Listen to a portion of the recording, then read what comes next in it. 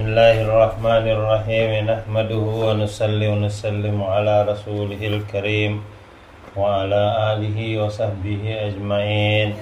Raditu billahi rabba bil islami dina wa bi muhammadin nabiyya wa rasula.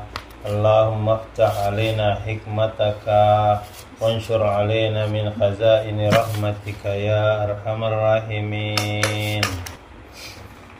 Adab-adab kepada para sahabat radhiyallahu anhum dan sekilas tentang keutamaan mereka. Kisah-kisah para sahabat radhiyallahu anhum yang dinukilkan di sini sekedar sebagai contoh. Jika semua kisah tentang kehidupan mereka ditulis secara keseluruhan, kitab yang besar dan tebal pun tidak bisa memuatnya. Dalam bahasa Urdu, banyak kitab dan risalah yang ditulis berkenaan dengan kisah kehidupan mereka. Penulisan risalah ini telah dimulai sejak beberapa bulan yang lalu. Disebabkan kesibukan di madrasah dan keperluan-keperluan mendadak, kelanjutannya agak tertunda. Kini dengan lembaran-lembaran ini saya akhiri penulisan kitab ini. Mudah-mudahan apa yang sudah ditulis bermanfaat.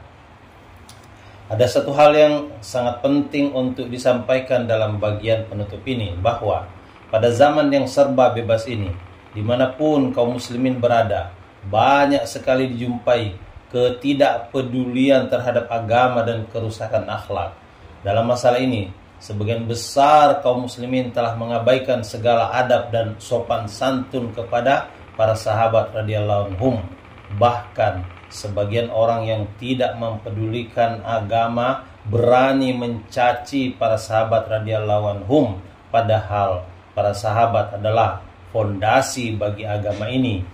Mereka lah yang pertama kali menyebarkan agama untuk menunaikan hak-hak mereka, hingga mati pun kita tidak akan dapat menyempurnakannya. Semoga Allah Subhanahu wa taala dengan segala kasih sayangnya mencucurkan berjuta-juta rahmat kepada jiwa-jiwa yang suci itu atas jasa mereka yang telah mempelajari agama langsung dari baginda Nabi SAW lalu menyampaikannya kepada kita. Oleh karena itu, dalam bagian penutup ini akan saya ketengahkan terjemah singkat satu pasal dari kitab Asy-Syifa karangan Qadi Iyad rahmatullahi alaih yang sesuai dengan pembahasan ini.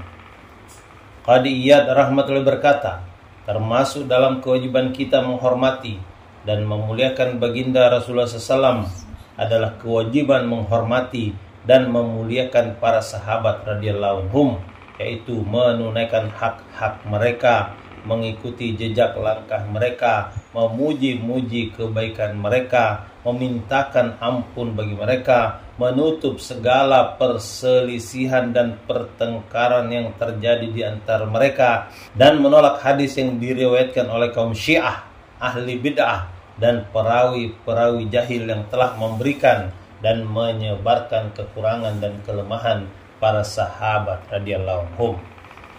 Jika terdengar kisah atau berita yang menyelisihi kebaikan mereka, hendaknya ditafsirkan dengan kebaikan dan kita memberi makna yang baik terhadap berita tersebut. Ini adalah hak-hak mereka. Jangan sekali-kali kita mengingat keburukan-keburukan mereka. Namun hendaknya kita selalu menerangkan dan menyebarkan segala kebaikan serta keutamaan mereka. Jika ada yang membicarakan aib dan keburukan mereka, tahanlah dirimu. Sebagaimana sabda Nabi SAW, jika kamu mendengar keburukan-keburukan sahabatku, maka tahanlah dirimu. Tentang derajat dan keutamaan sahabat radhiyallahu anhu ini telah banyak ditulis dalam ayat-ayat Al-Quran dan juga hadis-hadis baginda SAW. Allah Subhanahu wa taala firman, Muhammadur Rasulullah walladzina ma'ahu asyidda'u 'alal kuffari ruhama'u bainahum tarahum ruk'an sujjadan yabtaghuna fadlan minallahi wa ridwana simahum fi wujuhihim min asaris sujud dzalika masaluhum fit taurati wa masaluhum fil injil kazar'in akhraja syat'ah fa'azarahu fastaghlada fastawa ala suqihi yu'jibuz zurra liyaghita bihimul kuffar wa adallahu allazina amanu wa amilus solihati minhum maghfiratan wa ajran azima. Muhammad itu utusan Allah dan orang-orang yang bersama dengan dia keras terhadap orang-orang kafir, namun berkasih sayang terhadap sesama mereka. Kamu lihat mereka ruku dan sujud, mencari karunia Allah dan ridhonya. Tanda-tanda mereka tampak pada muka mereka dari bekas sujud. Demikianlah sifat-sifat mereka dalam Taurat dan sifat-sifat mereka dalam Injil, yaitu seperti tanaman yang mengeluarkan tunasnya, maka tunas itu menjadikan tanaman itu kuat, lalu menjadi besarlah ia dan tegak lurus di atas pokoknya. Tanaman itu menyenangkan penanam-penanamnya. Begitu pula pada awalnya para sahabat dalam keadaan lemah, kemudian setiap hari bertambah kuat. Allah menjadikan para sahabat seperti itu karena Allah hendak menjengkelkan hati orang kafir. Allah menjadikan orang-orang yang beriman dan mengerjakan amal soleh di antara mereka ampunan dan pahala yang besar. Quran Surah Al-Fath ayat 29. Terjemah di atas. Jika berhenti atau wakaf pada lafaz fit Taurat, bedanya tempat wakaf menyebabkan berbedanya terjemahan yang diketahui dari kitab-kitab tafsir. Firman Allah Ta'ala yang lain, laqad radiyallahu 'anil mu'minina id yubayi'unaka tahtas sajarati fa'alima ma fi qulubihim fa'anzalas sakinata 'alaihim wa asabahum fathan qariba wa maghanima katsiratan ya'khudunaha wa kana Allahu 'azizan hakima. Sesungguhnya Allah ridho terhadap orang-orang yang beriman yang menyertai safarmu ketika mereka berjanji setia baiat kepadamu di bawah pohon, maka Allah mengetahui apa yang terkandung dalam hati mereka, yakni keikhlasan mereka, lalu menurunkan ketenangan kepada mereka dan memberi balasan kepada mereka dengan kemenangan yang dekat waktunya, dan penaklukan negeri Khaybar, serta harta rampasan yang banyak yang dapat mereka ambil, dan Allah Maha Perkasa lagi Maha Bijaksana. Quran Surah Al-Fath ayat 18-19. Baiat atau janji setia itulah yang dinamakan Baiatus Syajarah yang sudah dikisahkan pada waktu terakhir kisah keempat. Firman Allah Ta'ala,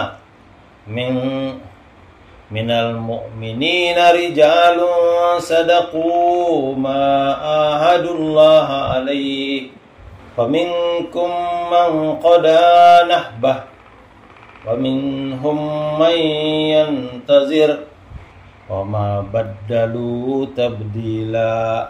Di antara orang-orang mukmin ada orang-orang yang menepati apa yang telah mereka janjikan kepada Allah. Maka di antara mereka ada yang gugur, syahid. Dan di antara mereka ada pula yang menunggu-nunggu, sekarang belum syahid. Dan mereka sedikit pun tidak mengubah janjinya. Quran Surah Al-Ahzab ayat 23. Firman Allah Ta'ala yang lain, وَالسَّابِقُونَ الْأَوَّلُونَ مِنَ الْمُهَاجِرِينَ وَالْأَنصَارِ وَالَّذِينَ اتَّبَعُوهُمْ بِإِحْسَانٍ رَضِيَ اللَّهُ عَنْهُمْ وَرَضُوا عَنْهُ وَأَعَدَّ لَهُمْ جَنَّاتٍ تَجْرِي تَحْتَهَا الْأَنْهَارُ خَالِدِينَ فِيهَا أَبَدًا ذَلِكَ الْفَوْزُ الْعَظِيمُ. Orang-orang yang terdahulu, lagi yang pertama kali masuk Islam di antara orang-orang muhajir dan ansor, dan orang-orang yang mengikuti mereka dengan baik, Allah ridho kepada mereka dan mereka pun ridho kepada Allah. Allah menyediakan bagi mereka tanaman-tanaman yang mengalir sungai-sungai di bawahnya, mereka kekal di dalamnya selama-lamanya. Itulah kemenangan yang besar. Quran Surah At-Taubah ayat 100. Dalam ayat-ayat di atas Allah Subhanahu wa taala memuji para sahabat dan menyatakan keridhoannya kepada mereka. Demikian pula banyak keistimewaan para sahabat radhiyallahu anhum yang terdapat dalam hadis-hadis baginda sallallahu alaihi wasallam. Sabda Nabi, "Sepeninggalku kelak, ikutilah Abu Bakar dan Umar." Ini sabda Nabi. Nabi perintahkan, sepeninggalku kelak, ikutlah Abu Bakar dan Umar. Dalam hadis lain baginda SAW bersabda, "Para sahabatku seperti bintang-bintang. Siapapun dari mereka yang kalian ikuti, kalian pasti akan mendapatkan petunjuk." Para muhaddisin mempermasalahkan hadis ini. Oleh karena itu Qadhi Iyad rahmatullah dikritik sebab meriwayatkan hadis ini. Tapi Mullah Al-Qari rahmatullah menulis bahwa bisa jadi hadis ini menurut Qadhi Iyad dapat diterima karena banyak riwayatnya, atau Qadhi Iyad mengetengahkannya di dalam masalah fadilah. Dalam masalah fadilah itu hadis yang sedikit dhaif pun bisa diterima. Sayyidina Anas radhiyallahu mengatakan bahwa baginda Nabi SAW bersabda, "Para sahabatku seperti garam pada makanan. Makanan tanpa garam itu tidak akan ada rasanya." Beliau juga bersabda, "Takutlah kalian kepada Allah mengenai para sahabatku. Jangan jadikan mereka sebagai sasaran cacian. Barang siapa mencintai mereka, hendaknya ia mencintai mereka semata-mata karena cinta kepadaku. Barang siapa memusuhi mereka, seakan-akan mereka memusuhiku. Barang siapa menyakiti mereka, seakan-akan menyakitiku. Barang siapa menyakitiku, maka ia menjadi musuh Allah. Barang siapa membuat Allah murka, niscaya siksa Allah sangat dekat." Baginda Rasulullah SAW bersabda, "Janganlah kalian menghina para sahabatku.